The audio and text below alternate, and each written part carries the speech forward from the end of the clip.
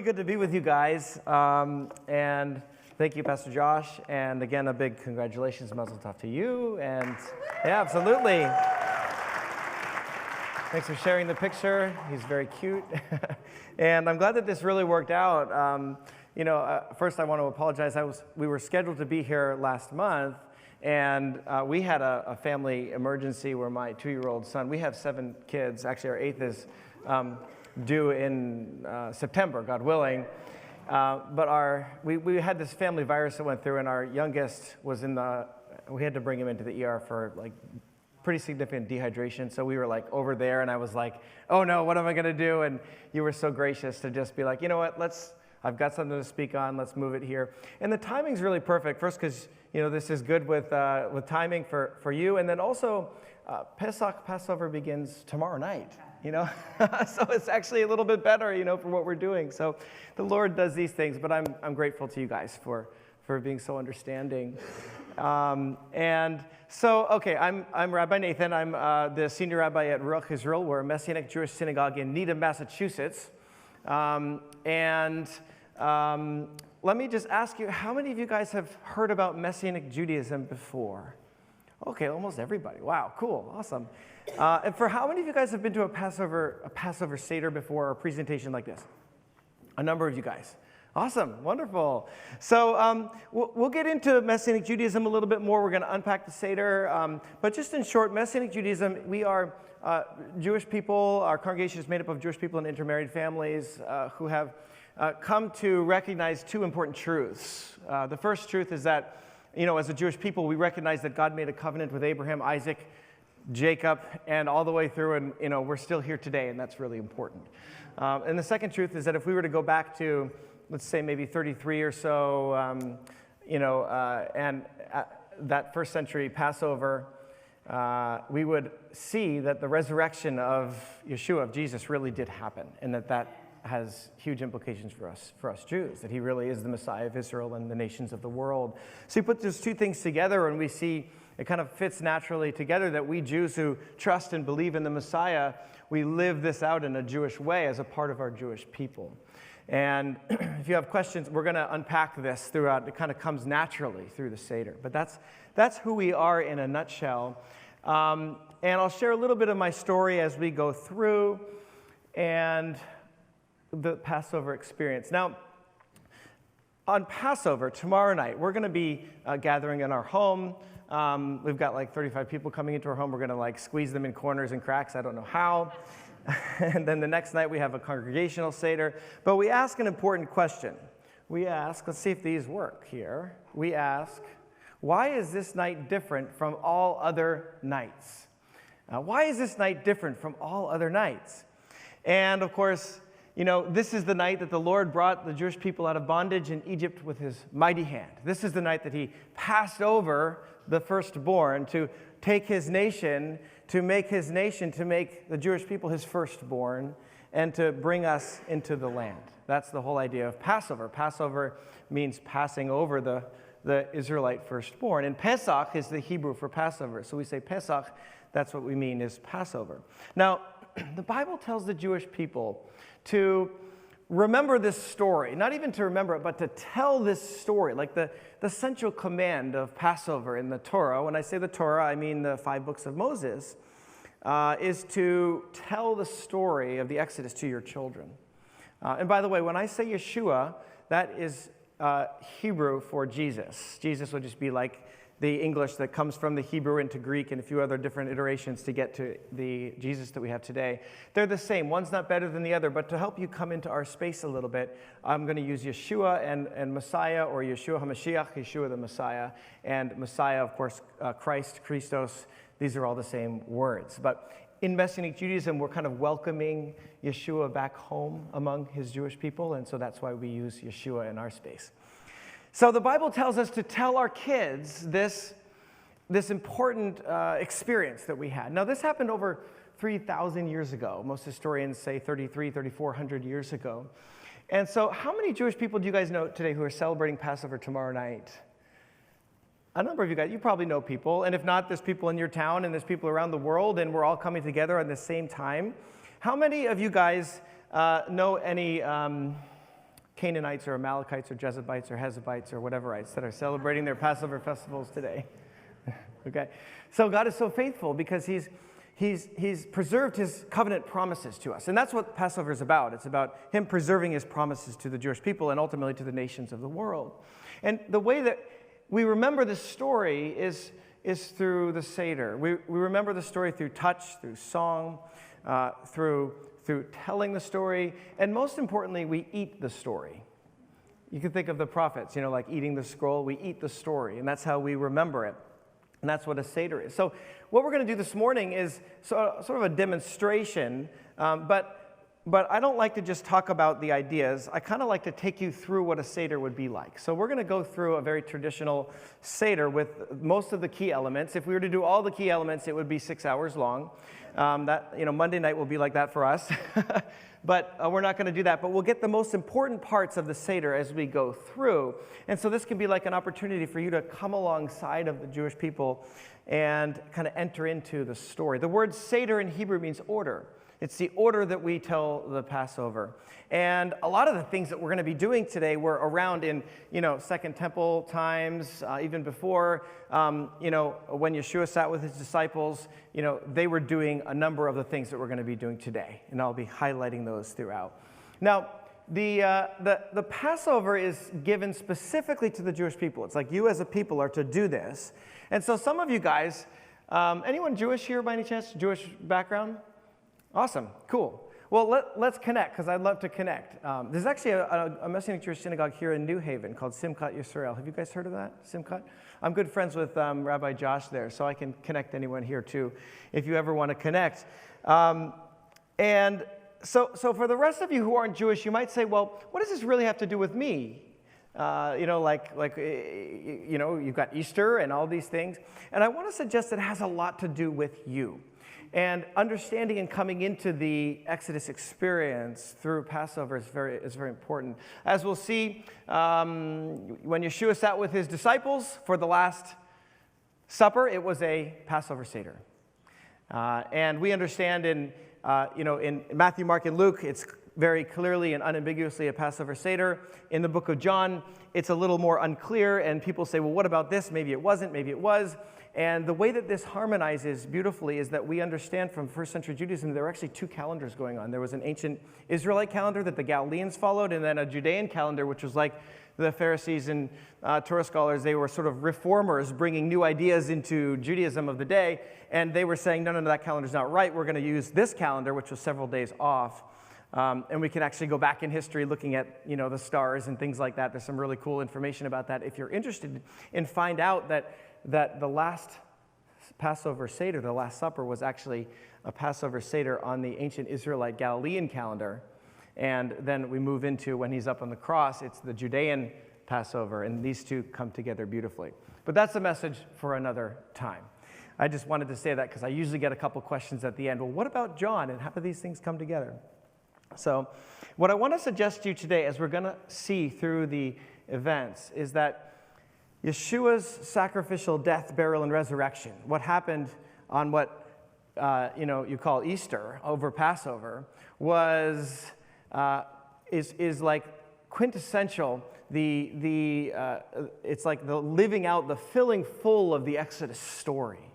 And so what I want to suggest is that we can't fully understand the full meaning of Yeshua's death, his resurrection, his redemption, without also remembering and understanding and even entering into the Exodus experience. And that'll all become clear as we go through. So we'll come alongside the Jewish people today, and you'll be more equipped to understand Passover tomorrow. But at the same time, I want you guys to enter into this in a kind of a worship way. Of course, you won't be doing all the elements today, but you should have little communion cups, right? Little wine and a piece of flat bread that's kind of like matzah. And so toward the end, we're going to be participating using that as one of the cups, and you're going to understand and see how communion comes alive within the Passover experience. And that's just going to be really exciting. So hold on to those, and we'll be doing those in maybe a different way than what normally you guys would do. So let's begin. This is a booklet that I have called a Haggadah. If you were sitting around a table, you'd have a Haggadah. There are lots of different versions, but there's a traditional Haggadic text that kind of frames the whole Passover Seder that we'll be going through these different steps. Now, the Seder is built around, I missed that slide, but that is a slide of a drawing, of course, of what a first century Passover Seder might have looked like. With low tables, people sitting around on the floor, kind of leaning against each other and close. And we'll be drawing connections from Yeshua's first century Seder to today. And here are the 4 cups. I'd like you to repeat after me these 4 cups so that you can understand. We have, and kind of internalize this. The cup of sanctification. So say that back to me. Sanctification. This is, let my people go from under the burdens of the Egyptians so that they may serve me. The cup of deliverance. The cup of deliverance. I will deliver you from bondage. The cup of redemption. The cup of redemption. I will redeem you with a mighty hand and an outstretched arm. And then lastly, the cup of hope for the coming kingdom. The cup of hope for the coming kingdom. And some people call the last cup the cup of praise. And we'll explain that as we go through. So I have our 4 cups here. And we're going to begin our Seder by pouring our first cup. Okay. And so we begin with the cup of sanctification. Now, let's think about sanctification. So what does the word sanctification mean? To be holy, right? But holy isn't like glowing and elevated with a halo. Holy in the Bible is set apart for God's purposes. So the sacrificial system is holy. The blood and guts and gore and burning things on the altar is considered holy, set apart. And so what are we doing when we're setting apart this first cup? What's actually going on? Moses says to Pharaoh, let my people go so that they may, what? Serve me, so that they may serve me. And the word in Hebrew for serve is avodah. Can you say that back to me? Avodah. Avodah. Avodah in modern Hebrew means like your job that you would do. In biblical Hebrew, it can mean bricklaying. It can mean any kind of work that we do. But it's also the same word for worship. And I think that's really important, that worship in the Torah, in the Bible, is not only emotional worship, that's a part of it, and it's wonderful, but it's also the work we do with our hands and with our lives and with each other in our relationships. Just like you had prayed so beautifully today, like maybe love each other more, you know? And that's worship. So keep in mind, the biblical concept of worship is very big. So Moses goes to Pharaoh, let my people go so that they may be set apart to serve me, to worship me, to work for me. And Leviticus 20:26 says, you, speaking to the Jewish people, are to be holy to me because I am the Lord, and I have set you apart from the nations to be my own. Do you see that? He's taking Israel apart from the nations to be his own for a redemptive purpose that he has. So now here's the question. Why did God choose the Jewish people? Have you ever thought about that? Have you guys seen Fiddler on the Roof? Okay, so it's a wonderful play. It's terrific. But Tevye, he's like, couldn't you choose someone else sometimes? Right? Because it's been difficult, because we've been persecuted in every single generation, and it's been hard. And so, our sages kind of go through this. When I say our sages, I'll be doing this throughout the morning. That means like the collective group of rabbis throughout centuries, before Yeshua's time, leading into the 1st, 2nd, 3rd century, even in the medieval period. And in Judaism, those are sort of like our commentators. And we read the Torah through the lens of these commentators who often disagree with one another. It's not scripture, but it's like C.S. Lewis, you know what I mean? like commentary that we have. And a lot of these sages come up with teachings that draw out the meaning of the text. So one of the teachings, it's like we call it a midrash. A midrash is like a story that helps you draw out the meaning, is that, well, actually, you know what? God went to all the other nations first, and they all said no. And then finally, he went to Israel, and we said yes. Okay? Did that really happen? Probably not. But the idea is pulling from Deuteronomy when God says, I didn't choose you because you were more numerous or because you were better than anyone else in any way or stronger. I chose you because of my love for you. And perhaps our sages wonder, maybe it was the opposite, because we were weaker. And of course, we see this in Yeshua and the Sermon on the Mount, and the first will be last, and the last will be greater, and he kind of turns everything upside down from the world standards, and that's the calling of Israel right here. Now, Israel is not set apart from the nations in order to be in opposition to the nations of the world, which is why I think there's a lot of anti-Jewish, anti-Semitic things going on in the world. It's in order to bless the nations of the world. And so if you go back to this promise, God said, I will make you a nation that will never end, that will be as numerous as the sand on the sea and the stars in the sky. And then he says, through your seed, I will bless the nations of the world. That's a very important promise. And I want to suggest that you guys sitting here today, those of you from the nations who have maybe in your family line, of course, like abandoned the Roman gods or the Greek gods or the pagan idols over here and are now worshiping the Jewish God of Abraham, Isaac, and Jacob through the Jewish Messiah. Do you see? You're like living fulfillment of this promise to Abraham today. And think about the billions and billions of people throughout the ages who have come from the nations to worship the God of Abraham, Isaac, and Jacob. I mean, it's wonderful. So in a sense, what you guys are, you're sort of like a Judaism for the nations of the world, you see, intimately connected. And so this is fascinating. Now, in Pauline language, what's happening here is that through the Jewish Messiah, God sets apart the people of Israel from the nations of the world in order to bless the nations. And then he comes among the people of Israel in his son, this is the incarnation, in the person of Yeshua, who is the Jewish Messiah, the hope of Israel. And it isn't that he does that in order to reject Israel. Paul says, heaven forbid. He does that in order to draw the nations into God's greater promise. So that by connecting yourself to Yeshua, the Jewish Messiah, you, in Paul's language, become co-heirs. You become engrafted into the promise given to Abraham, Isaac, and Jacob.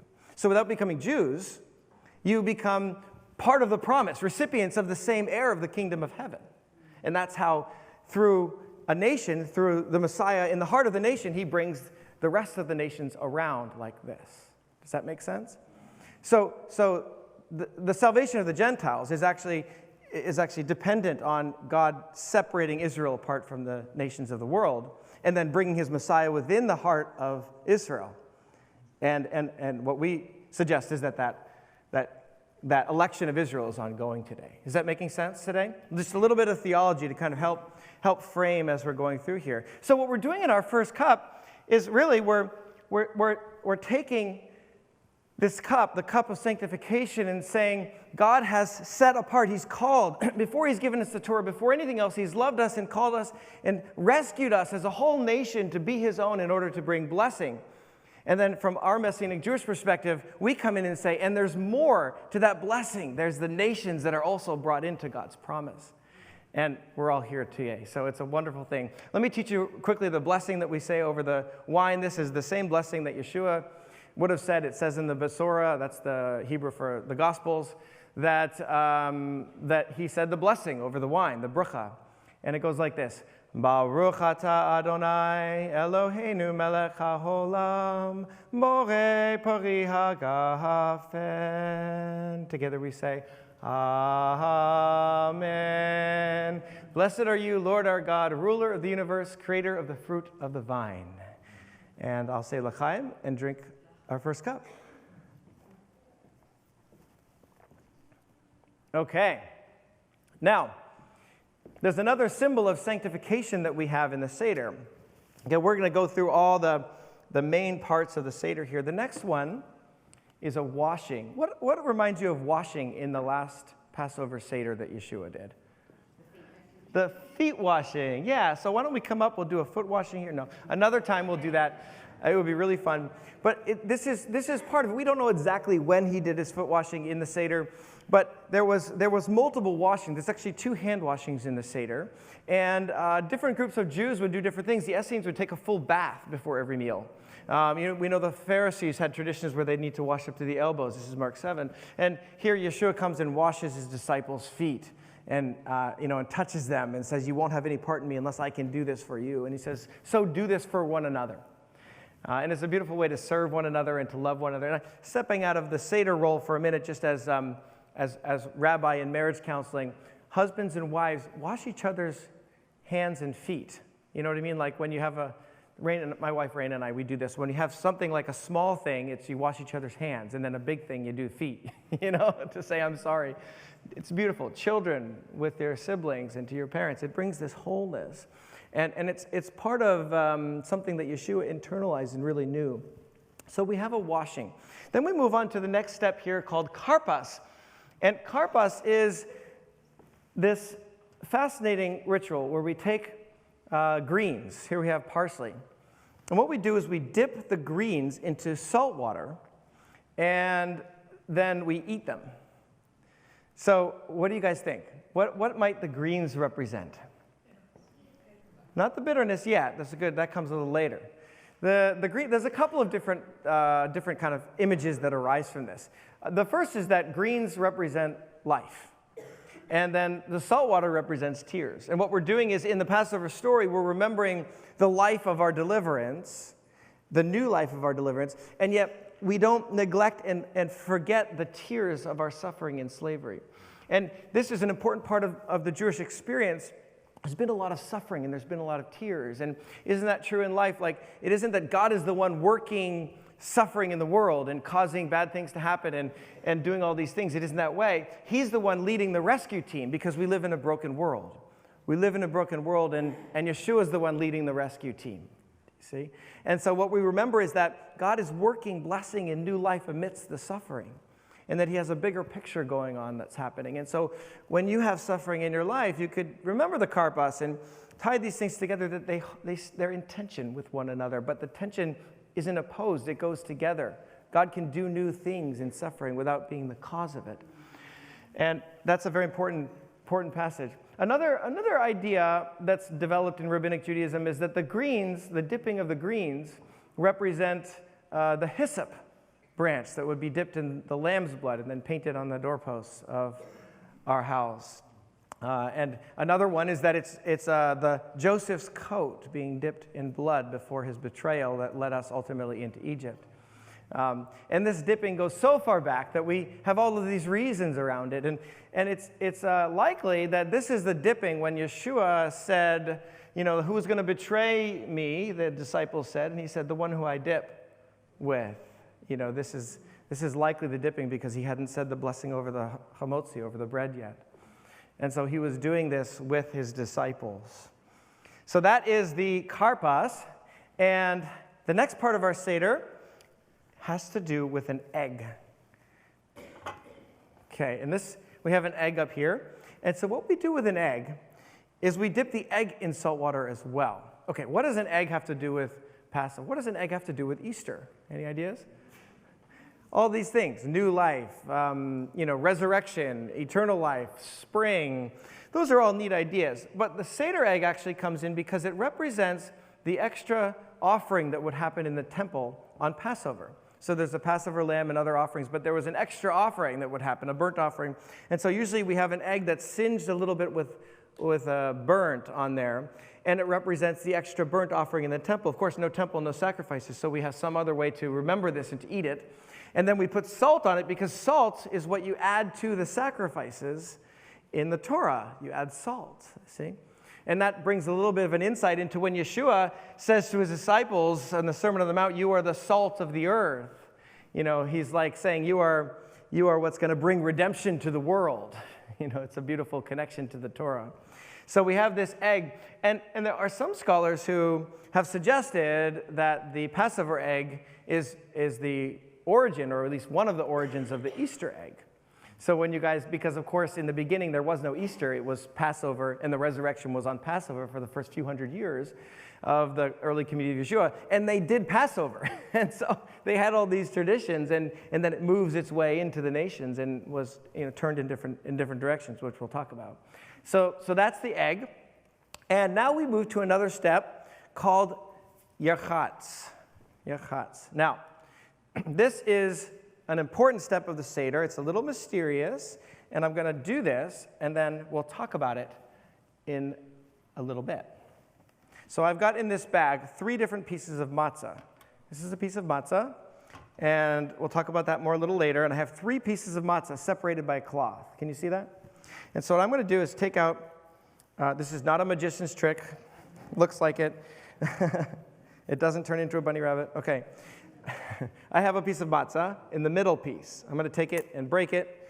And what I do is I take the smaller half, I put it back in. And then I have another bag here.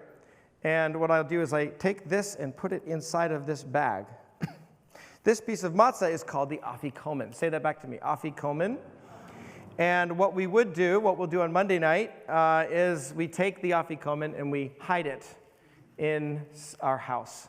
And then during the meal, the kids all go and look for it and find it. And if they find it, they receive a prize, $5 or something like that. Okay?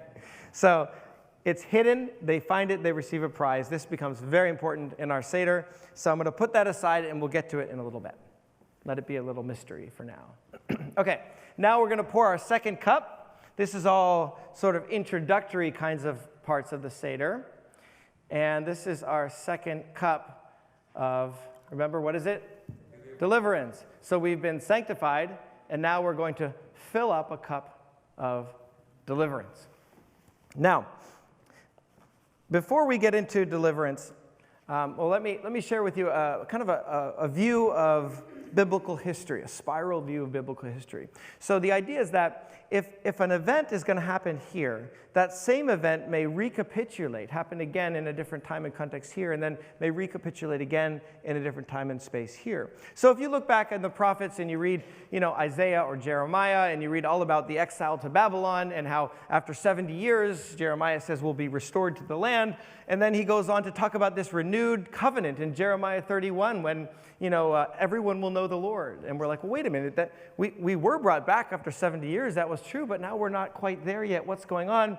And what's happening is in the prophet's mind, he's conflating different events in history that actually that build off of each other to get to a greater event. Does that make sense?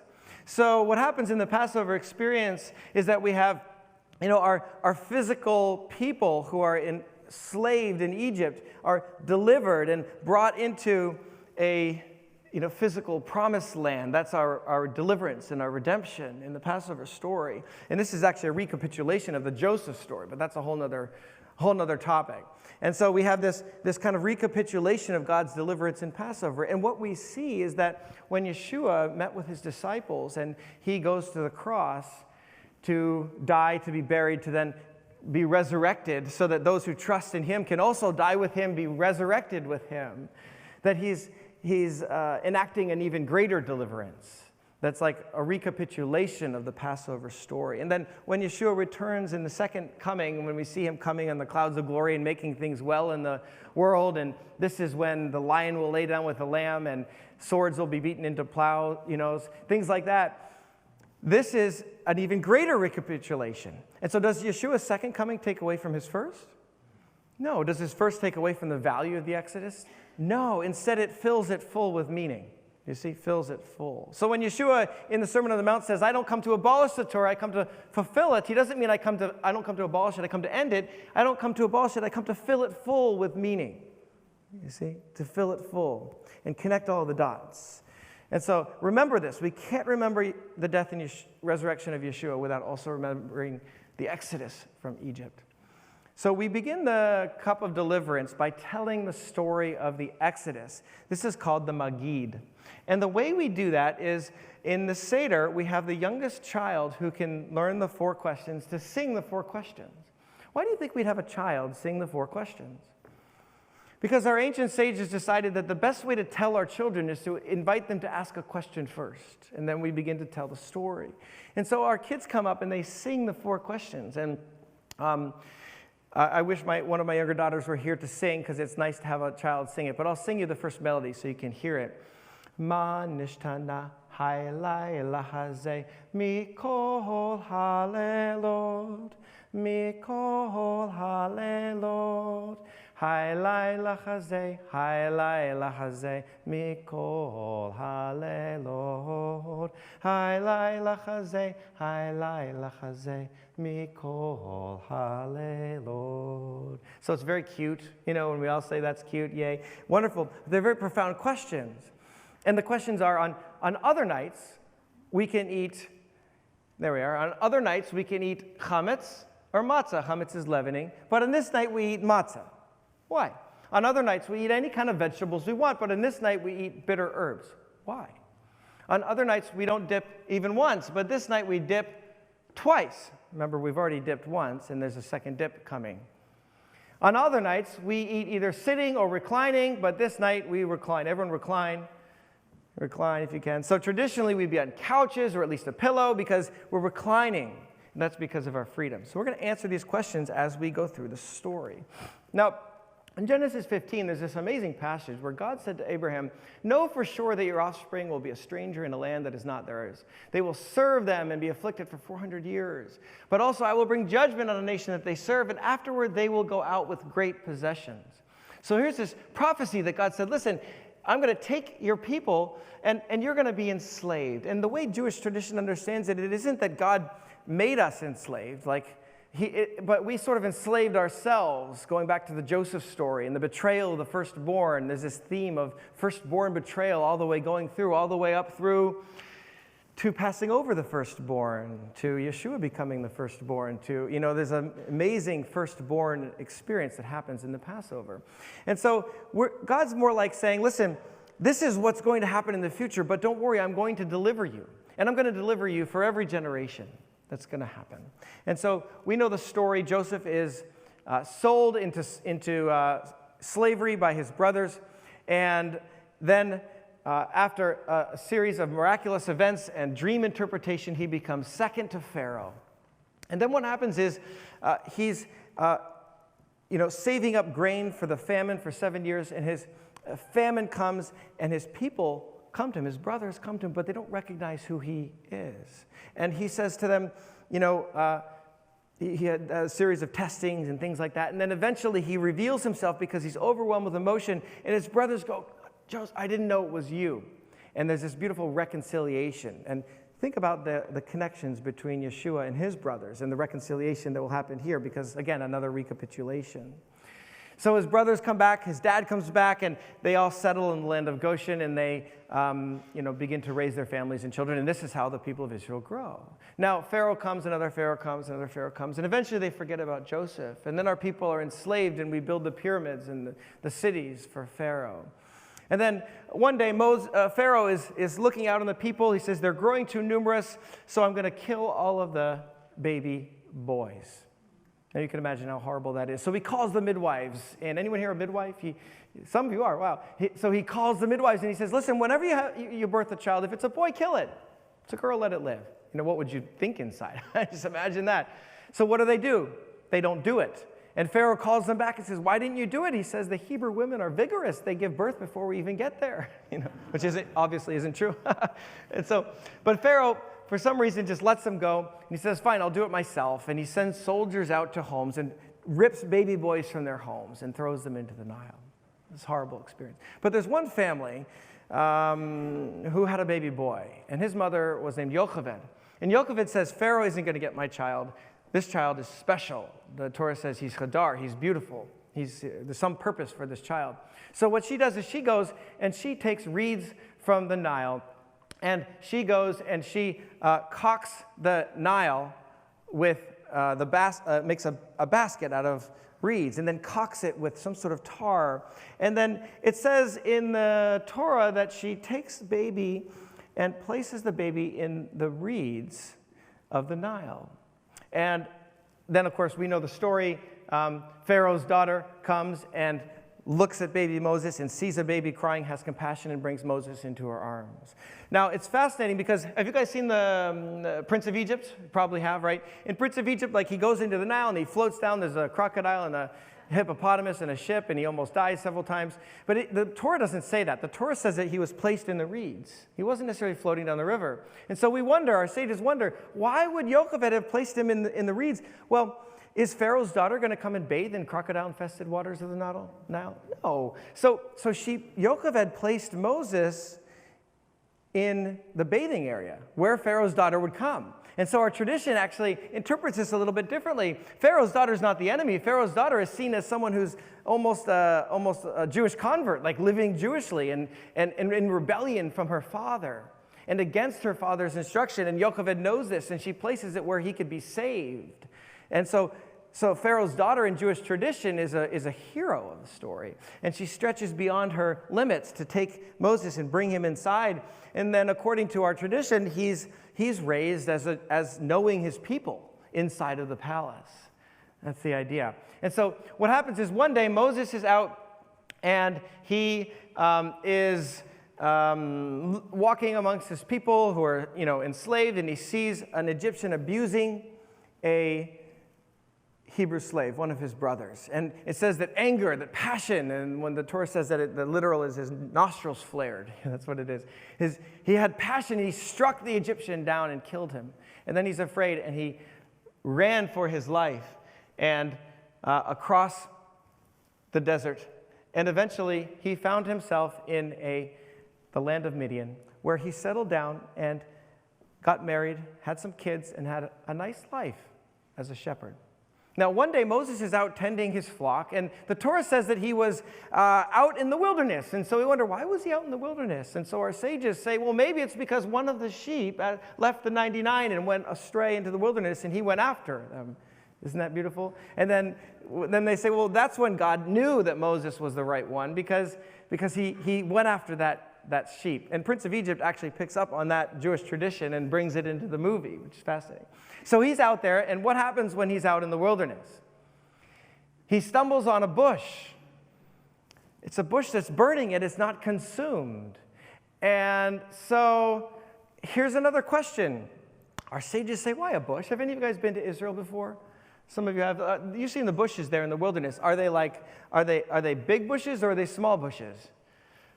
They're kind of small, scraggly, nothing bushes. So why did God choose to show up to Moses in a small bush rather than take the whole? I mean, he's on Mount Sinai is what we think. Why couldn't he have done Mount Sinai and an earthquake and all those things for Moses? And we say, well, it's because the bush is like Israel. The bush is like nothing, but God can take nothing and make it into something, just like Moses. And the bush is on fire, yet it's not consumed. Well, what does that mean? Well, it's to tell us that as a nation, we're going to constantly be persecuted, but through God's deliverance in every generation, we will never be consumed. And of course, we see this today.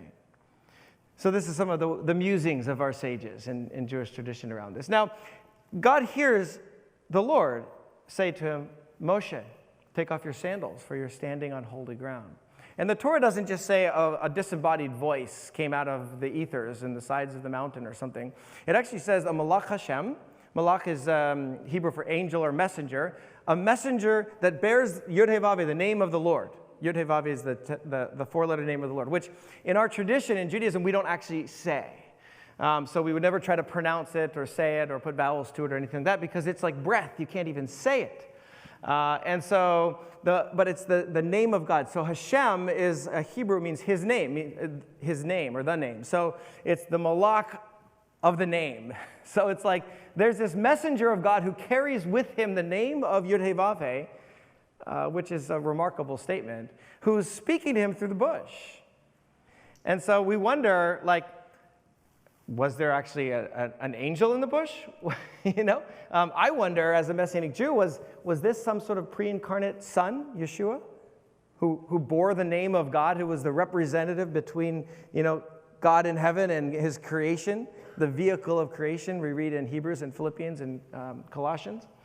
And so maybe, we don't know. But it's a neat way of looking at the story a little bit differently. So Moses is now interacting with this Malach Hashem, this messenger of the Lord, and he says, I am the God of Abraham, I am the God of Isaac, and I am the God of Jacob. And I've heard the suffering has come up to me from my people, and it's time, and I'm going to deliver my people from their bondage, and I'm going to send you to do it. And what does Moses say? No, forget about it. You got the wrong person. You got the wrong guy. I can't go back to Pharaoh. And what does God say? Yes, it does. He said, well, first he gets a little bit angry. It's interesting. His nostrils flared in Hebrew. That's what happens. And it says anger, and it's like, who made all these things? Who are you to say? And Moses, it's like his anger flares up, or his passion maybe. And then it's so sweet. The Lord softens and says, okay, listen, Moses, I'll go with you. And I'll even send your brother Aaron to do the talking for you. Because Moses says, I can't even talk. I stutter. He has this debate with God. So it's a beautiful analogy. And in our Jewish tradition, we have this this idea, there's a phrase from the burning bush experience that's brought into the daily prayers that we pray, and observant Jews will pray these 3 times a day, that brings you right to the burning bush. And the idea, we do this on Shabbat, the idea is that all of us are like Moses in a sense. We approach a burning bush, we approach God's presence, and he commissions us with the calling that we have in our lives. And we tend to say, well, I don't think I can do it. I don't think I have what it takes. What about this? What about the resources? What about the money? How can I trust God? I can't make this happen. But he says, you can do it because I'm going to go with you. And my wonders will go with you. And I'll make things happen that you couldn't even imagine along the way. And so he wants us to come and say yes to him, just like Moses said yes. So Moses comes back to Egypt. He goes to Pharaoh and he says, we know, let my people go so that they may serve me, avodah. And Pharaoh says, no, forget about it. I'm not getting rid of my slaves. And then we move into the 10 plagues. This is sort of a cute picture of the 10 plagues. Okay, we have the 10 plagues. And what are the 10 plagues all about? Like God could have done anything to redeem his people. I mean, he could have, he could have just changed Pharaoh's heart. You know what I mean? He could have done all kinds of things. But he has these series of plagues. And each plague is tied to the different deities and gods that Egypt would worship. So they had a Nile god. If you're going to worship the Nile, I'm going to turn the Nile into blood. They had a 4-headed frog goddess. Can you imagine worshiping a 4-headed frog goddess? You're going to worship a 4-headed frog goddess? I'll give you frogs, you see? So all these different things were things that they would deify and worship, and it was like this contest of one God that's going to defeat all of these other gods. And so God wasn't just trying to deliver his people, he was trying to change the heart of Egypt and to change the hearts of the nations of the world in this whole experience. So there's a beautiful way that we remember the plagues in the Seder. And what we do is we take a drop of our cup from each of the plagues, and let me go back here, and we take it out and put it on our plate as we say each plague. Now, why would we do this? What do you think wine symbolizes in Judaism? Almost, kind of. Wine symbolizes joy. I mean, makes sense. That's why we have 4 cups in the Seder, to relax while we're telling the story and sing a lot. No. Well, wine symbolizes joy because wine symbolizes, blood in the Torah is good. It symbolizes life. And so wine is like the joy, the life. And so what we're doing is we're taking some of our joy and we're diminishing our joy for each of the plagues. And the idea, it's built into the Jewish soul that we don't rejoice at the suffering of others, even though they may have deserved what they got. And so we do this. We lessen our joy for each of the plagues. And there's a beautiful midrash, one of those rabbinic stories, that says, after the sea swallowed up Egypt, the scene goes up into heaven, and God's there, his angels are there, there's thousands of them, millions of them, and they all cheer. And God says, why are you rejoicing? And they say, because you just delivered your people and are leading them into the promised land. And he says, stop rejoicing. I just killed thousands of my children. And so the idea here is that even though justice needs to happen in some large cosmic sense, God's ultimate heart is mercy. And he loves each one of his children. And he breaks when any of us turn astray. And he rejoices when we come back. You see? And so we remember this as we do this. So repeat after me with the plague, so you can say it, and I'll take some of the cup of my deliverance out and diminish my joy. I'll say it in Hebrew, and then you can repeat. Dam, blood. Tzefardea, frogs. Kinim, lice. Arov, swarms. Daver, barad, hail. Arbe, locusts. Choshech, darkness. And machat becharot,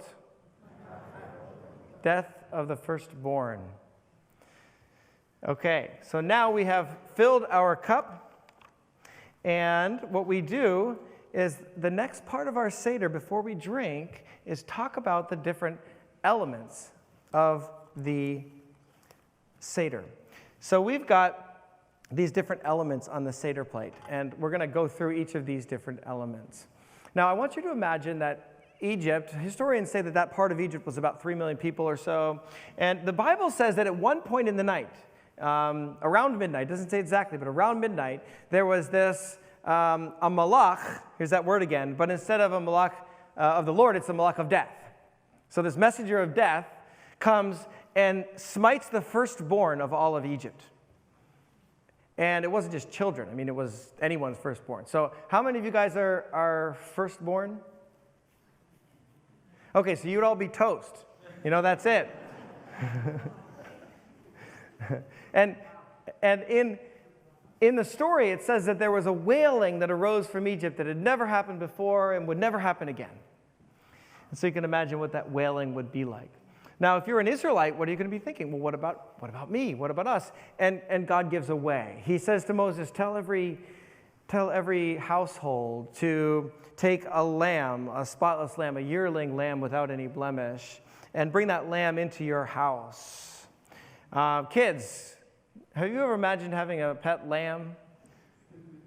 Because in your house, do you think they had they didn't have like animal pastors? I mean, they were slaves, and even today in third world countries, like the animals at night live underneath the first floor. They bring them in your house already, and then you sleep up top. So in your house is like in your sleeping quarters. So really get cozy with the lamb. And what would you name your lamb? I don't know, Fluffy or Marshmallow or whatever. The idea is you're building some intimacy with this lamb. And then the Lord says, on the 14th of Nisan, which is tomorrow night, tonight's the 13th of Nisan, take a ritually sharp knife. Nisan is one of the Hebrew months on the lunar calendar. Take a ritually sharp knife, slit the lamb's throat, sorry kids, and drain the blood into a basin. Take a branch of hyssop. Remember the hyssop here. And then paint the door frames of, I skipped a few slides, of your house. There's a lamb. And paint the blood on the door frames of your house, so that when this malach of death passes over Egypt, the blood will be there and the malach will pass over your firstborn from death. Now, does that sound familiar to you? The blood of the slain lamb covers you from death, covers the firstborn from death. Let's think about that. Let's think about that term firstborn, and Passover being the birth of the Jewish people, where he says, I'm making you my firstborn. And then the nations are brought in through Yeshua's covenant as his adopted firstborn children. There's a lot of connections here you can start to see. Now I have a question. I have a bone up here. Why do I have a bone here on the Seder plate? This is to remind us of the lamb. Now, I have another question. Why is it that tonight or tomorrow we're not going to be out in our parking lot slaughtering a lamb for Passover and sacrificing it? It's because there's no temple. So the Torah says, even before we slaughter, it says, listen, you're going to do this every single year. Every family needs to have a lamb. And you take that lamb and you slaughter that lamb for Passover, as a lasting ordinance for all generations to come. Now, in Deuteronomy, we read that all of the offerings need to happen in one place, the place of the Lord, the temple in Jerusalem, once we're in the land. So our sages said, well, in 70, the temple's destroyed. No temple, no sacrifices. We can't do them. And so what we do is we remember them by bringing them into the Seder experience. And so we have a lamb bone. And that's why Ashkenazic Jews actually don't eat lamb on Passover at all, because they wouldn't want it to be confused with the Passover lamb. But Sephardic Jews from Spain, they actually do eat lamb and just make sure it's not sacrificed. So different customs. Now, okay, in the first century, there was a temple. In Yeshua's last Passover Seder, there was a temple. And there's a historian named Josephus, a first century historian, who writes about the temple experiences. And he writes that there were well over 100,000 lambs being offered in the temple over Passover. Can you imagine? So imagine you've got your, Josh, I'll use your family as an example. You live in the Galilee, and Passover's coming, so you're coming maybe as a representative for your town, and you would make the few weeks, you'd make the pilgrimage to Jerusalem on foot usually, and in order to bring your Passover lamb to the altar. You might bring a lamb that you have, or if you didn't have one that was of a good enough quality, you might buy one there. And this is where Yeshua complains and critiques turns over the tables, in the Temple Mount, because people were abusing that whole privilege and selling animals and trying to make money. And so you'd come and bring your lamb, and you'd come into the outer courts of the temple, and it would be this busy, bustling, thousands and thousands of pilgrims from all over the place coming together to do this ritual and to have Seders in Jerusalem with their family, because the Torah says you must come up to Jerusalem. And so now you bring your lamb and get in there, and now there was a problem, because your lamb's blood for your family needed to get on the altar. And imagine this was the altar. It kind of looks like an altar anyway. There was like a ramp like this. Your lamb's blood needed to get on the altar. But unless you were a Kohen, meaning a priest, you couldn't actually get past this section of the temple where the offerings would happen. And so what would happen is there would be a line of priests that in first century Judaism with rounded bowls that were gold and silver like this, so the blood wouldn't harden, and stretched out through the temple courts all the way out into the outer courts of the temple. And so you'd bring your lamb up, and you would have it inspected and everything like that. And if it passed those inspections, then you would have to kill your own lamb, and you'd slit your lamb's throat, and they would catch the blood in a bowl. Meanwhile, you'd take your lamb, and they were cleaning stations all over the place, and there would be Levites and priests would be singing, and it was this joyous festival time. And then you would take your lamb and bring your lamb back to wherever you were staying, and you would have your Seder there with your lamb. Now, meanwhile, your blood is getting passed like a conveyor belt all the way down over here, and the last priest would take your lamb's blood and pour it onto the altar. Okay, what's going on here? Remember, what does blood represent? Wine represents joy. Blood represents life. So what you're doing is you're taking your family's life and you're impressing your family's soul, in Hebrew, neshama, the soul, onto that lamb. And then that lamb's blood is coming into the bowl and going through this priestly service to come over to the altar and getting poured out, so now your soul's getting pressed onto the altar. And the altar represents this like portal between heaven and earth in the temple. The Holy of Holies is where God's presence dwells in the temple. And in order to draw near to him, there's like this mystical kind of experience that needs to happen. It's called atonement. And so your blood, your soul is pressed into this portal in a way between heaven and earth. Do you see? And so it's like you getting to enter into the Holy of Holies and encounter God's presence. Okay, now, first century, when hundreds of thousands of lambs were being offered and lots of blood was being poured for all of Israel onto the altar, this is when Yeshua, there's a picture of it might have looked like that. This is when Yeshua, our Passover, went up on the cross. And if you can visualize the wood of the cross being like an altar, and his blood being pressed into the altar, and your blood, if you would just trust in him, your life is impressed onto his life, and his life pressed into the altar, which is a portal into the kingdom of heaven. And this is how he made a way into the kingdom of heaven, to cover us from death.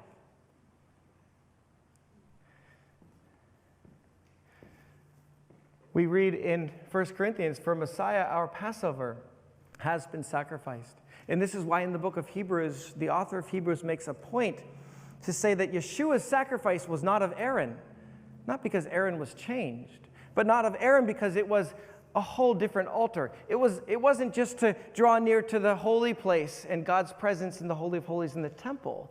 It was to draw near to God's presence in the kingdom of heaven. And he was cleansing the kingdom of heaven. And so this is how he made a way to draw near to him, to be redeemed, to have eternal life in the kingdom of heaven with him. This is atonement.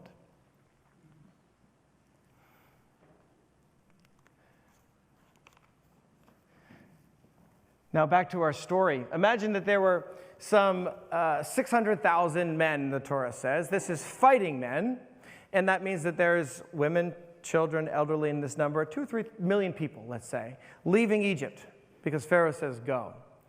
And you can imagine that that's a line of people. If there were 10 of us like this, stretching from, from Massachusetts all the way to New York. I don't know exactly from here. So a huge amount of people. And it's funny because the Torah doesn't say, it says we didn't take the road, we went in the wilderness. And then it says we went kind of in zigzags in the wilderness. Like we didn't know where we were going. You can imagine how stressful that would be. And imagine you've got, you got a lot of kids, you've got all your animals, you've got your matzah, you've got your stuff, and you're coming along. At first it's happy, and then a few days go by and it's like, what are we doing? What are we going to eat? How are we going to do this? And eventually you get to the sea. And at the sea, you settle down, you put your stuff down, and you don't know exactly what's going to happen. And then what happens is you hear the scouts and the lookout people shouting, and there's some horns going off, and you look out in the distance and you see this dust cloud rising over the horizon, and you see it's Pharaoh and it's his army and chariots with thousands of spears coming to slaughter you and your children. And what you stand up, and the Torah says that we said, why has Moses led us to the sea? Weren't there enough graves for us in Egypt? We'll all be slaughtered here. There's nowhere to go. Egypt is upon us. And Moses is shouting, he stands up, have no fear, and witness the deliverance which the Lord will work for you today. For the Egyptians whom you see, you will never see again. The Lord will work for you. This is amazing faith. And then it says that another angel of Hashem, an angel of the Lord, appears in a wall of fire blocking Egypt. And then Moses, you see his staff stretched out over the sea. Now, it's in the Prince of Egypt and the Ten Commandments and all these things, the book, like he touches it and boom, it happens right away. There's one tradition in Judaism where he actually, there's another fellow who has to go out and he goes up all the way to right above his nose and then the sea splits. He had to make it way.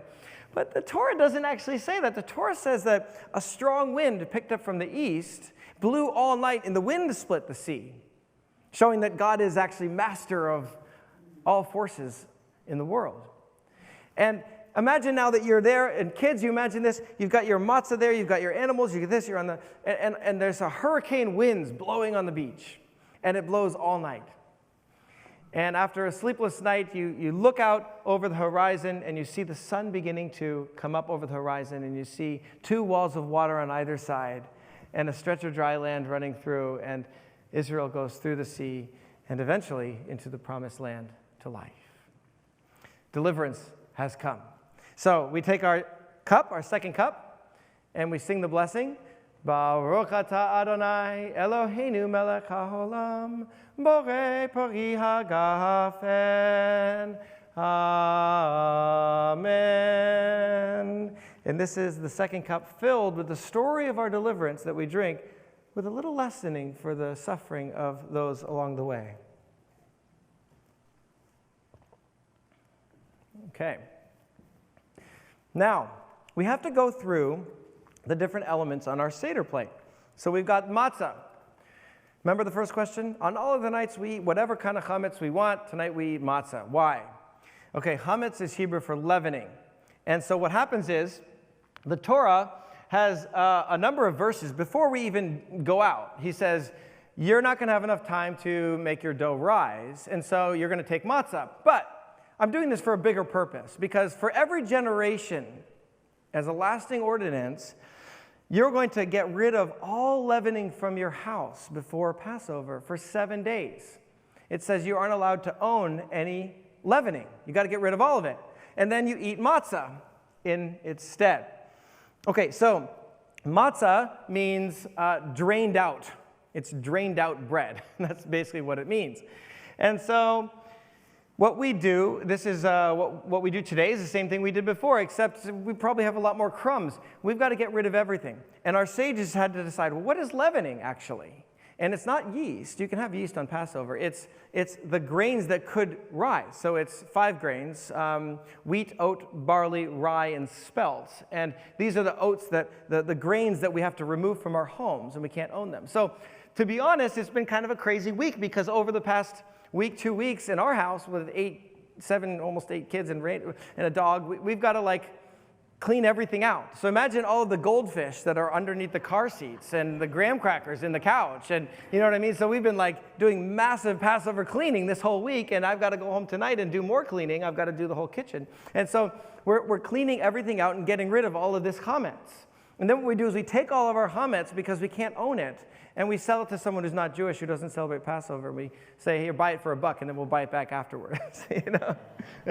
Why do we do that? Because we can't own it, but we don't want to throw it out. You know, that's the idea. But we're honoring this. Because when we remove bread from our kitchen, it tells the story, and our kids say why. And then we're required to tell the story. That's the whole idea. And so we do this today. Now what happens is in temple times, this tradition became spiritualized. And so even the Apostle Paul wrote about this to the Corinthians, a Gentile community. He talked about Passover. He said, clean out the old leaven, the old chametz, so that you may be a new lump, just as you are, in fact, matzah. Therefore, let us celebrate the feast, the Pesach, the Passover feast, not with old leaven, with old chametz, or with the chametz of malice and wickedness, but with the matzah of sincerity and truth. So he's spiritualizing this. Chametz is the bad stuff, matzah is the good stuff. Does that make sense? And so now, pull these pieces together here. And I want you to imagine Yeshua and his disciples at that first century Passover Seder. And they're sitting on the floor kind of like this and leaning around. And you can imagine that he takes the matzah. It would have probably been round because it would have been hand-baked and a little bit, less refined. And he takes it and he kind of breaks it and he passes it around to the disciples. And he looks at it for a while. And then he says, guys, this matzah has always been the bread of our deliverance. Tonight I will become your deliverance. This matzah has been the bread of our suffering. Tonight I will take your suffering. This matzah is the bread of life. I am the bread of life. My body given for you is this matzah, this Pesach matzah. And he distributes it and he eats. And we'll be doing this in a few moments when we get to our third cup. The pieces begin to come together. Now, after we eat the matzah, we have another really interesting tradition where we take a piece of matzah and we put it on, what I have here is horseradish. And the tradition is you eat, it's a bitter herb, the Hebrew is ma'or, and you eat a half-egg's volume of horseradish trying to get a tear. That's the tradition. And this is the bitter herb, which of course reminds us of the bitterness of slavery. But it's not just about the symbolism. The Torah tells us, it says, you shall eat the Passover lamb with bitter herb. Why would it do that? To make it taste good? No, it's trying to remind us that when we eat this Pesach, we need to be reminded of our suffering in our deliverance, so we don't forget. God built it into the story, and then he told us to eat the story. And so we don't have a lamb, so what we do is we replace the lamb with matzah. This becomes important later. And we eat the bitter herb with matzah to do our best to fulfill this instruction to eat bitter herb with the lamb. Okay? I won't eat it now because then I'll be coughing for the next 5 minutes. And so we have this. Now, the next step of our Seder, right after we eat this, is called the Hillel sandwich. And we take the matzah with the bitter herb, and we add something called charoset, which is like an apple nut mixture that's very sweet. And it's the sweetness of our deliverance mixed with the bitterness of our slavery, mixed with the Passover offering. And we eat the whole story together. That's the idea. And right before that, this is like the moment that everyone's been waiting for, because in a Seder, it's 2 or 3 hours, and then we're ready to eat. And all the kids are like, why can't we eat? So what we do is we move into the next stage of our Seder, which would be our meal. And so what I want to do right now is, let's see here. I'm moving ahead because some of these are the blessings. This would be the Shulchan Aruch, which is the table of the meal. And this would be when we would actually eat the Passover lamb in temple times, have a joyful feast. And it's actually a part of the Seder, a part of the order is to have a feast. And so that's how we remember that. So as we imagine that we're having a meal for a moment here, and everyone just stretch your arms up. Are you guys doing okay? I know this is a longer message than usual because we're trying to condense a 4 or 5 hour Seder into an hour or two, or an hour and a half, something like that. And so what I want to do, if you can imagine over like a little dinner theater, that's what we would do if we were to have a meal. I want to share just a couple of nuggets about Messianic Judaism and how it ties into the Seder, and then pull the pieces together. And then we should be finishing up pretty soon after that. So my story as a Messianic Jew, I grew up kind of secular Jewish identity, but not really, not like observant. And I came to faith in Yeshua while hiking on the Appalachian Trail from Maine to Georgia. And I had an encounter with Yeshua in the White Mountains of New Hampshire, and it changed everything for me. Now, I started to read the New Testament like crazy. We call it the Besorah. And, I'm realizing, like, this is all about Jewish people. Like, what is this? What does this mean for me? And then one day I was hitchhiking. Kids, don't do this. And that day I was praying to meet someone who was Jewish that I could talk to about these things, and then also to meet the person I was going to marry, because I was like, I met God, now I'm ready to get married, it all makes sense. So I was praying, and that day I was picked up by Raina, who I'm now married to. She picked me up hitchhiking, that's how we met. It's a fun story for another day. But she was raised, Jewish, and more observant than I was, I would say, and was not a follower of Yeshua at the time. She was actually working at a Jewish retreat center where I got to connect with a lot of Jewish people, and we started talking. Long story short, what ended up happening is she became a follower of Yeshua about 6 months later after I finished the Appalachian Trail in Georgia. And then what happened was we faced this question, like, what does this mean for us as Jewish people? Did we just convert to Christianity from being Jewish? What does that mean? Wait a minute. And then, high holy days are coming, and my wife Raina's like, do we celebrate Rosh Hashanah and Yom Kippur or not? What does this even mean? We had all these questions. And it was actually some pastors on a missions trip when we were traveling in Central America who said, listen, there are people like you out there. They're called Messianic Jews. We're going to lay hands on you and go commission you to go find these people. And we did. And what we see is that in our world, we were in this, and most people are today, most Jews and Christians see that Judaism and Christianity are two mutually exclusive religions. So if I'm Jewish here, and then Christianity is over here, and who's the dividing line? Jesus is the dividing line. So if I'm a Jew, and I then embrace Jesus, then I convert out of Judaism, and I move over here, and I become a Christian. But you could probably see that with the story of the Seder, this doesn't make much sense. And I want to suggest that this is not a biblical idea. I want to suggest that this is actually a social idea. And it's not in the scriptures at all. Biblically, Yeshua is a Jew. He lived as a Jew. Biblically, the disciples were all Jews. They lived as Jews. Biblically, the Apostle Paul was a Jew. He lived as a Jew. I mean, look all the way in the end of Acts. He's going to the temple and offering sacrifices in the temple. This is Paul. He always goes to the synagogue first. And Paul has this experience on the road to Damascus, and he sees the resurrected Yeshua, and he's like, wow, oh my goodness, I was wrong. Did Paul convert to Christianity? The children's Bibles say so, but no, he didn't. It doesn't say so in the Bible. He had an awakening as a Jew of the Jewish Messiah, you see? His name was Shaul. It is Shaul, and that's his Hebrew name. And the Spirit speaks to him as Shaul. After this experience, for several chapters, he's still Rav Shaul. Shaul is what we call him, or Saul. And then he's commissioned to go to the nations and to go out into Greek-speaking areas where then he takes on his Greek name, Paulos. And Jews, just like today, we have multiple names. Many of the disciples had multiple names.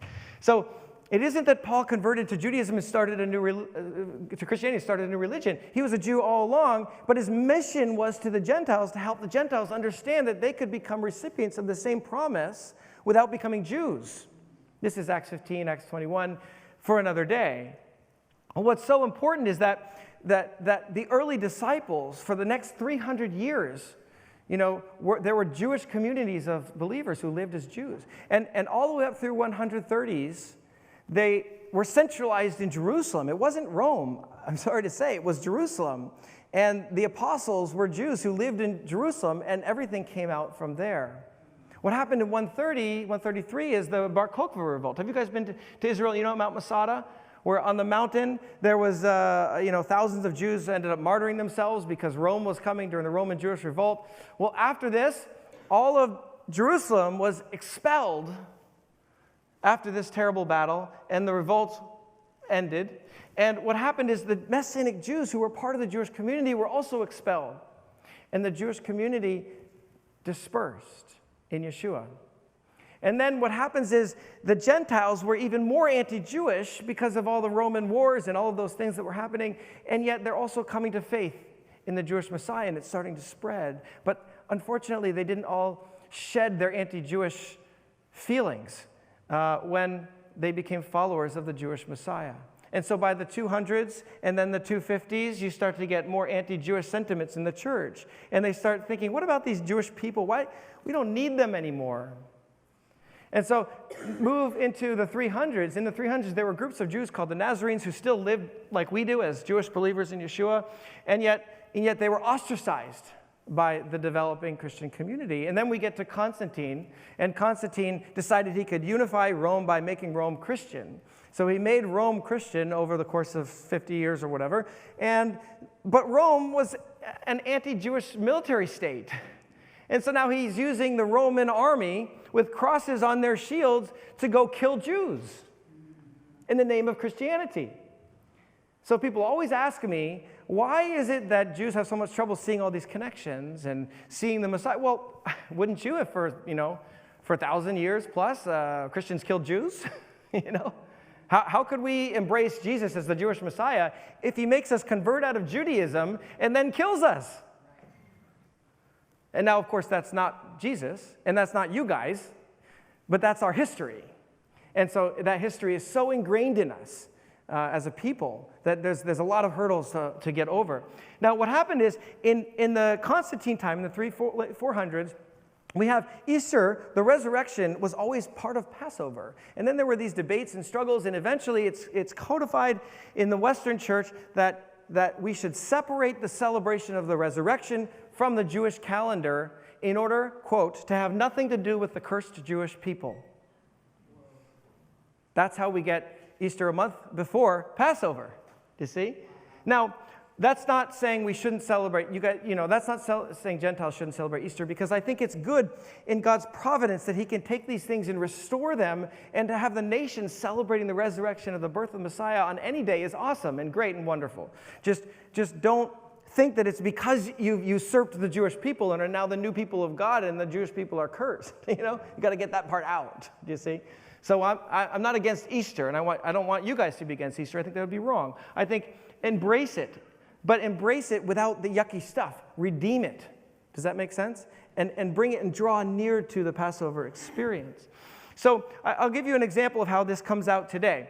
Children's Bibles, most of the children's Bibles I've seen, I haven't seen one that doesn't do this yet, but one day you get to the story of the Last Supper, and Jesus is standing there. Usually he's got nice flowy hair, and he doesn't look very Jewish at all, even though sometimes the apostles do, but not him. You see, that's very interesting. And then he's standing there, and he is holding a nice big fluffy loaf of bread at the Last Supper. And the result from this is that our people, they look at what you do for communion, and they say, this is like eating a person. This isn't Jewish. It's totally divorced from the Passover experience. You see? Because of what's happened, because of the history, because our people have reacted against the church, and the church has reacted against the Jewish people, and we're like this. And so we say, no, we need to undo this. We need to undo this. And the Messianic Jewish community stands in the gap here and is like a bridge between the Jewish and Christian communities, saying, no, it shouldn't have never have been that way. And we ask our Jewish people to take a second look at who Yeshua is as a Jew. And we ask the nations, the Christian nations, to take a second look at who Israel is. Our people have missed the ball on Yeshua, but the church missed the ball on Israel, and maybe there's somehow in God's providence comes together. And this is actually what we see happening in Romans. This is our vision, is to lead a Jewish awakening in Yeshua. And in Romans 11, we have this amazing passage where Paul is speaking to Gentile believers in the Messiah who might think that they would overshadow, usurp, or take the place of the Jews. And he says, no, because some of them received a hardening of heart in order that the nations would be fulfilled, that the Gentiles would come to faith. So you guys are sitting here, believers in Yeshua, because somehow in God's providence, Israel's heart was hardened. And he says, if their rejection of Messiah, speaking to the segment of Israel that was hard, there's always been Jews who have believed in Yeshua, but there's always been Jews who have not.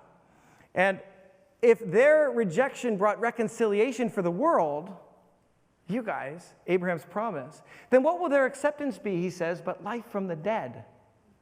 This is like the greater commission. Go out to the nations and share the good news. That's, yes, and yet it's Israel embracing the Messiah that is the turning point here in some way. Now, when Yeshua goes into Jerusalem the last time, he says, you won't see me again until you say, Baruch haba b'Shem Adonai. This is a quote from the Psalms. It's actually in the Haggadah. We read it, normally.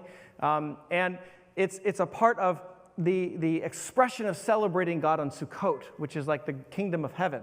And so they're saying to him, they welcome him, as their king. And he says, you aren't going to see me again, to the leaders, until you guys all bend your knee and say, Baruch haba b'Shem Adonai.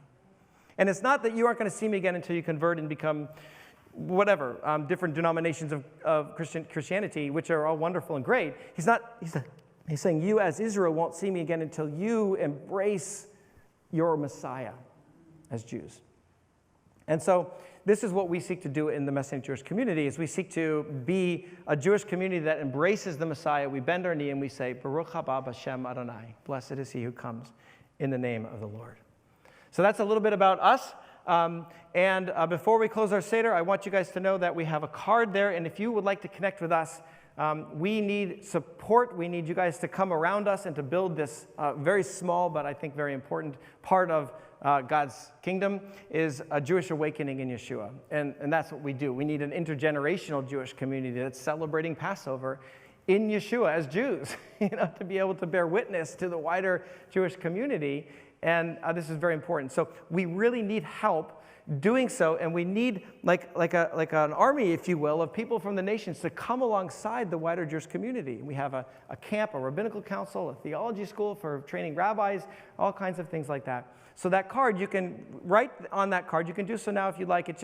It's a way to connect with us. We have a newsletter that goes out via email and snail mail and keeps you up with our family. We'll have pictures of the new baby in September, but also updates on our ministry and teachings and various different things that we have going on. So if you would like to connect with us in some way, fill that out, and then we'll be able to be in touch.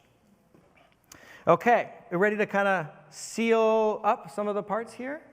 There's a QR code out in the back, too, if you want to do all that virtually. Let me go here. Okay, this is a picture of Marc Chagall painted this. He was the quintessential Jewish artist of the 21st century. He was not necessarily a follower of Yeshua, but he painted all of these pictures with Yeshua up there on the cross. This is called the Exodus. And see, you have Moses there and Miriam and the babies, and you have the whole Passover story. And look who's right there at the top. Isn't that beautiful? It shows him right at the center. Now, I want to suggest that these connections go very, very deep. We've seen the unleavened bread and the matzah. We've seen the Passover lamb. We've seen how all of these sacrifices led to Yeshua creating a way for the Holy of Holies in the kingdom of heaven. Let's go even further with some of these connections. In Egypt, we have a baby who's born, and that baby is saved from Pharaoh's hand by how? Going into Egypt. Does that make sense? Excuse me. Now, think about Yeshua's story. What happened to baby boys in Yeshua's story? Remember Herod? Herod killing baby boys to get to a deliverer. Pharaoh killing baby boys, getting to a deliverer. What happens with Moses? He goes into Israel. What happens with Yeshua? He escapes Herod, his Pharaoh, by going where? Into Egypt. Was this by accident? No, these things go together. Now check this out. In Matthew 2:15, we have this amazing passage. And so was fulfilled what the Lord had said through the prophet, out of Egypt I called my son. Okay, so Matthew's saying, listen, the angel comes and tells Yeshua's family, Herod's dead, you can leave Egypt, go back to Israel. Great. Matthew says, this fulfills a prophecy. Out of Egypt I called my son. Well, that makes sense, right? But we go back to where that prophecy actually came from, and we see it's in Hosea 11:1. When Israel was a child, I loved him, and out of Egypt I called my son. Who is the son in Hosea? Israel. Israel is God's son in Hosea. So what's going on? Is Matthew wrong? What's going on? What's happening is that Matthew is not saying that really Hosea meant this. He didn't mean that. He's not saying that Yeshua somehow usurps and undoes all of the covenant promises of Israel.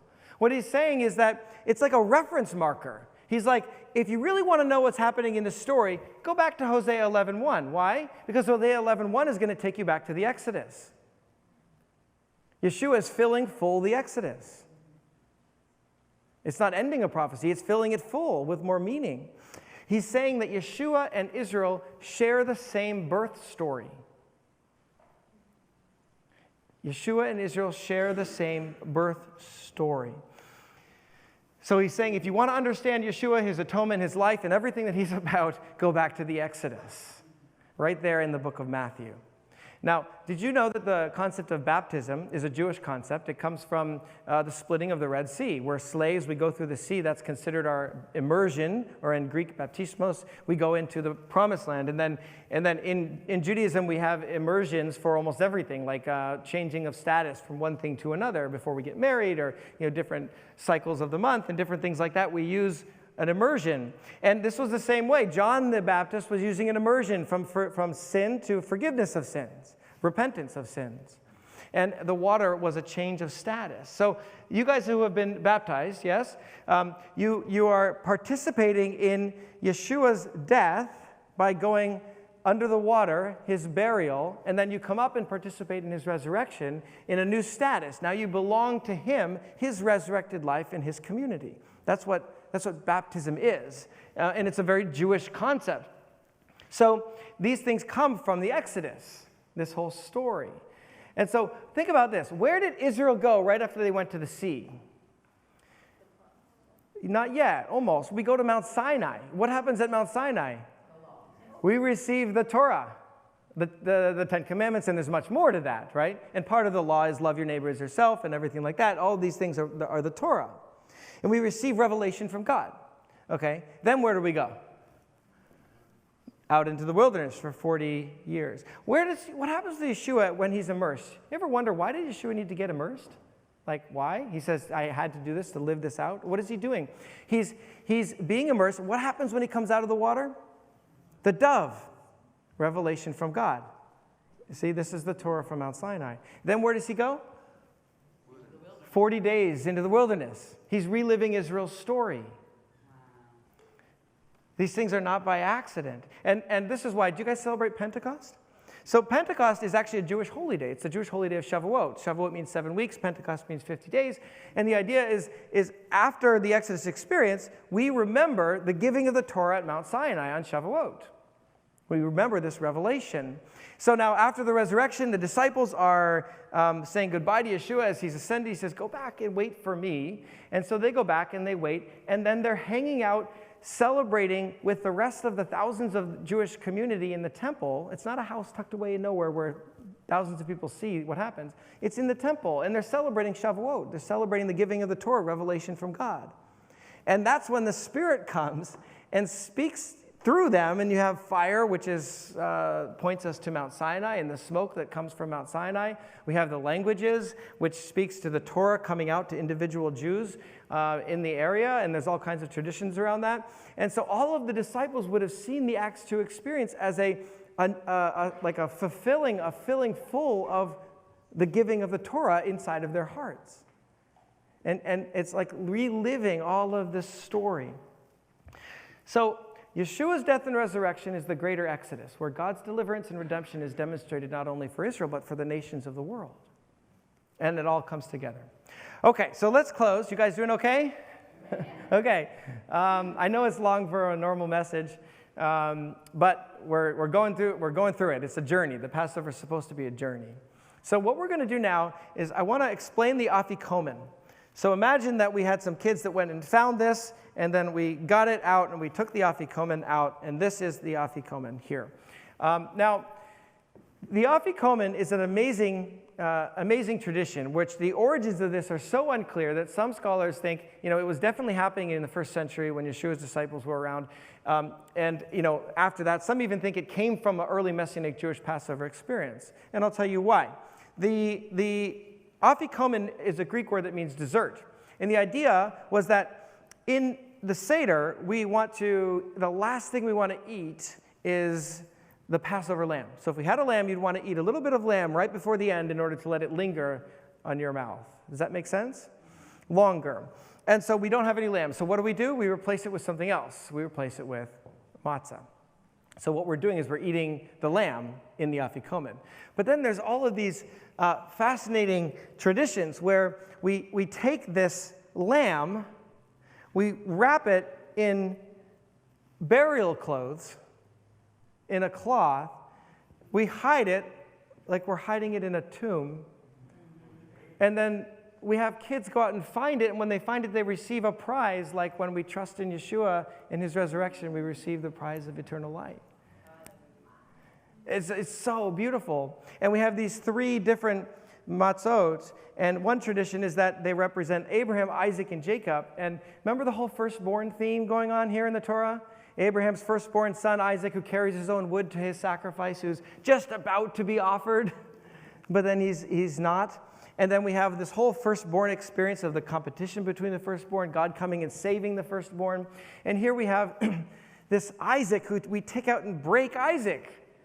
Now, okay, that's kind of neat. It's an image of the Messiah, but from our perspective, I think it's kind of cool. Father, Son, and Holy Spirit, we can imagine these things. And the greater Isaac, the greater firstborn son, is taken out and broken, hidden, and then a prize given to those who find him when he is revealed in his resurrection.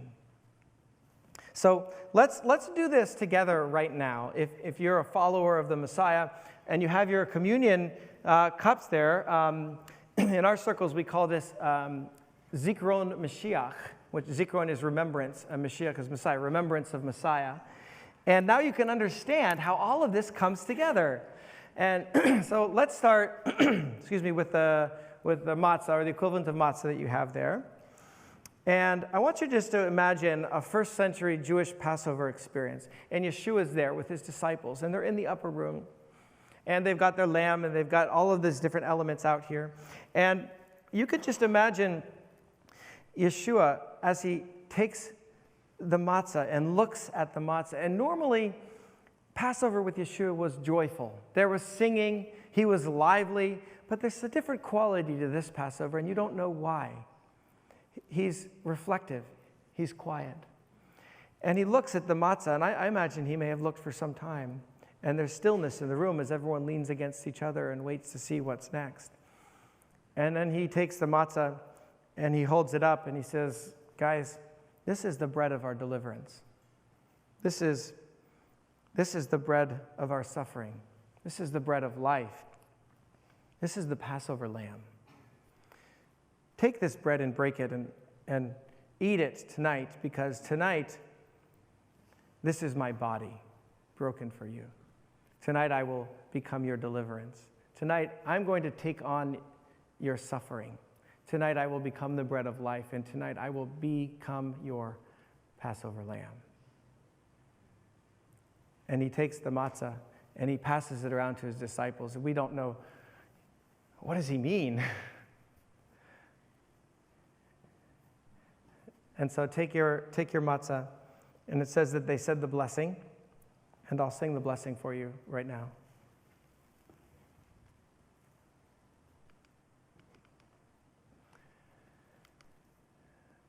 Baruch atah Adonai Eloheinu melech haolam hamotzi lechem min haaretz.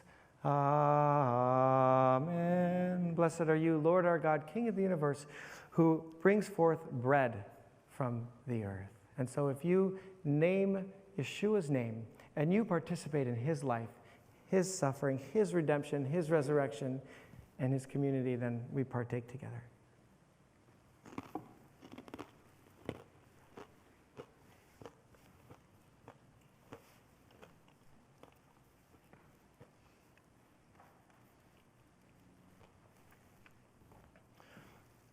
Okay. And this takes us to our third cup. These two do go by quickly. And this is the cup of redemption. So remember, we've been sanctified, we've been delivered, we would have had a meal, and then now we move into the cup of redemption. Now notice how in the Seder, in the Besorah, in the story of the last Passover Seder, it says after they'd eaten, they took the cup, and they said the blessing. Well, we wonder, why would they have said the blessing if they've already done it before, after the meal? It's because they would have said Birkat HaMazon, which is a blessing after the meal, and then for the third cup, they would need to say the blessing again. And this is why we know that this is actually the third cup of the Seder, not just a cup of wine. And so you can imagine that in this Passover Seder, it's still this reflective mood. You're leaning against. It says that the disciple whom Yeshua loved leaned against Yeshua's chest. And just imagine that you're that close with him. You're leaning with him.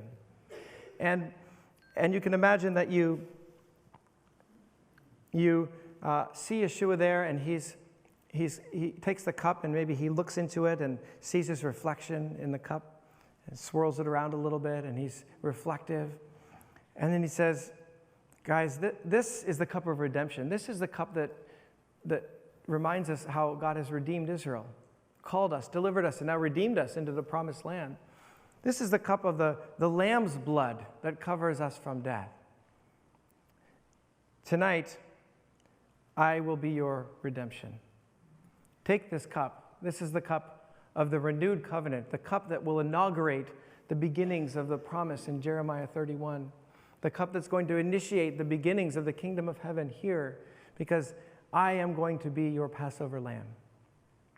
And this cup represents my blood, that if you would just take a drop of my blood and paint it metaphorically on the doorframes of your heart by trusting in Yeshua, he says, then he will cover you from death and take you into eternal life with him. So, Baruch atah Adonai Eloheinu melech haolam borei pari hagafen. Amen. And we say l'chaim, to life, and we partake of Yeshua's life given for us.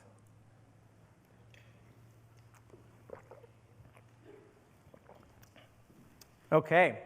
And then we close with the fourth cup. Remember, we've been set apart. We've been delivered.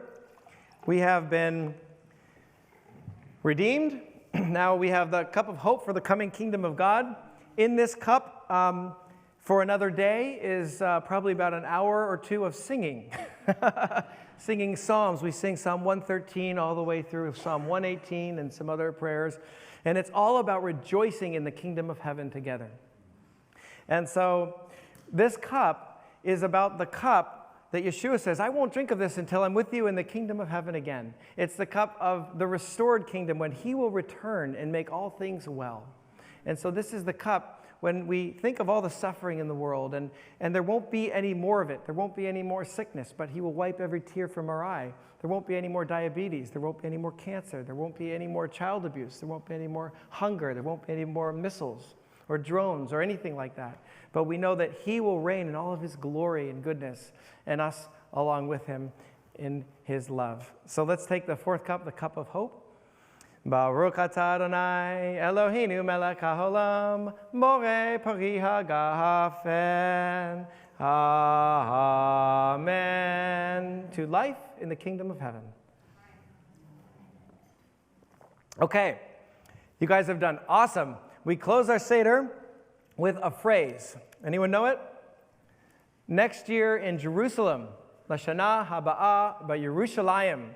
And so what I want to do is we'll say it together in Hebrew. Lashana Haba'ah B'Yerushalayim. I'll say it in 3, and then you guys shout it out, and we'll try to shake the roof a little bit when we do this. And it's like next year would be great to be in Jerusalem and do this, wouldn't it? It'd be awesome. But it's not just that. It's like the heavenly Jerusalem, the restored Jerusalem in the kingdom of heaven that we're looking forward to. So are you ready?